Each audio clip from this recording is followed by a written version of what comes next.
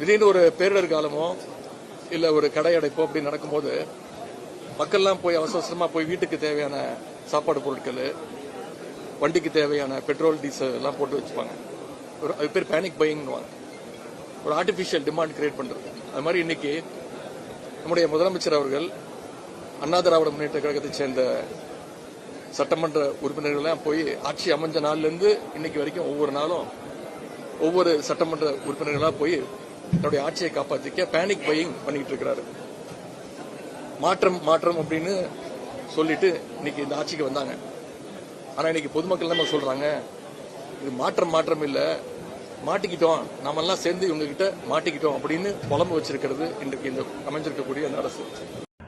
Hi, வணக்கம் my dear மக்களே. எனக்கு புரியாத ஒரே ஒரு விஷயம்னா, இவங்க ஏன் இன்னும் புலம்பி புலம்பி புலம்பி புலம்பி தழுவிட்டு இருக்காங்க. அதான் முடிஞ்சு போச்சு, அவங்க டோட்டல் எபிசோடே முடிஞ்சு போச்சு. இதுக்கப்புறம் சிஎம் பேசல, சிஎம் வாய் திறந்து பேசுங்க, எங்க அப்பா அழுவது கேட்கலையா? ஏ, உங்க ஆட்சியில எவ்வளவோ பொண்ணுங்க சின்ன வயசுலேருந்து கிழவி வரைக்கும், ஏன் அந்த நிலால இருக்கிற கிழவியை மட்டும் தவிர மற்ற எல்லாரையும் மேட்டர் பண்ணி தள்ளினீங்கல்ல, அப்ப எவ்வளவு பேர் அழுதுருப்பாங்க.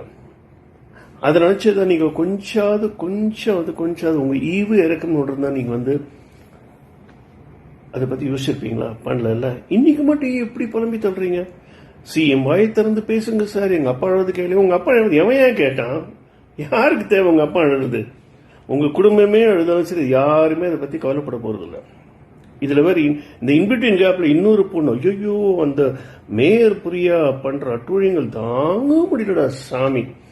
ஃபுட்போர்ட்ல தொங்குது, புரோட்டோகால் என்னன்னு பேசுது. அதுக்கு நிஜமாவே இந்த பதவியை கொடுத்தது யாரு? சரி, அதை விடுங்க.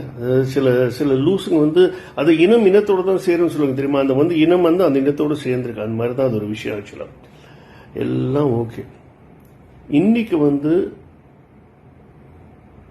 சிஎம் விஜய் அவர்கள் நீங்க கேட்ட கொஸ்டின்ஸ்க்கு எல்லாத்துக்கும் பதில் சொல்ல வேண்டிய அவசியம் அவருக்கு கிடையாது. He has got better jobs to do. இந்த மௌனம் பேசியதே அப்படின்னு ஒரு படம் ஞாபகம் இருக்கா? மௌனமா இருந்தாலும் நிறைய பல விஷயங்களை சாதிக்கலாம். ஏன் தெரியுமா? when you are silent, when you are on your own thing, you can work on so many concepts. ஏன்னா நீங்க கேட்கிற தேவையில்லாத கொச்சத்தனமான கொஸ்டின்ஸ்க்கெல்லாம் அவர் பதில் சொல்லிட்டு வேண்டிய அவசியம் இல்லை. ஏன்னா because he has got better jobs to do in his tenure. So DMK, திராவிடம் முடிஞ்சு போன கட்சி. உங்களோட டிஎம்கேக்கு இது ஒரு அப்ரிவேஷன் இருக்குன்னா பாத்துக்கோ. ஏன் இன்னைக்கெல்லாம் பெருசா கொடியெல்லாம் பிடிச்சிருந்தீங்க, சிஎம் பேசுங்க எங்க அப்பா அழுகையோ அசிங்கமா வாயில. I don't want to be so vulgar like you people in the social media. Okay, so மூடிட்டு போங்க, முடிஞ்சு போச்சுல. வேற எதுனா என்ன சொல்லலாம்?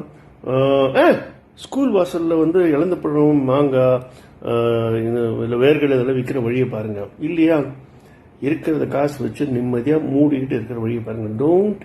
Don't ever try to provoke CM Vijay. அவர் இப்ப எடுத்திருக்கிற ஆக்ஷன்லாம் ரொம்ப கம்மி. நீங்க இதுக்கு மேலேயும் ப்ரோவோக் பண்ணீங்கன்னா உங்களை ரஜினிகாந்த் சொன்ன மாதிரி ஆண்டவனாலையும் காப்பாற்ற முடியும். அப்கோர்ஸ் உங்களுக்கு எல்லாம் அதுல நம்பிக்கை கிடையாது, அது வேற விஷயம். பட் இதோ சொல்றேன், உங்களை எவனாலையும் காப்பாற்ற முடியாது.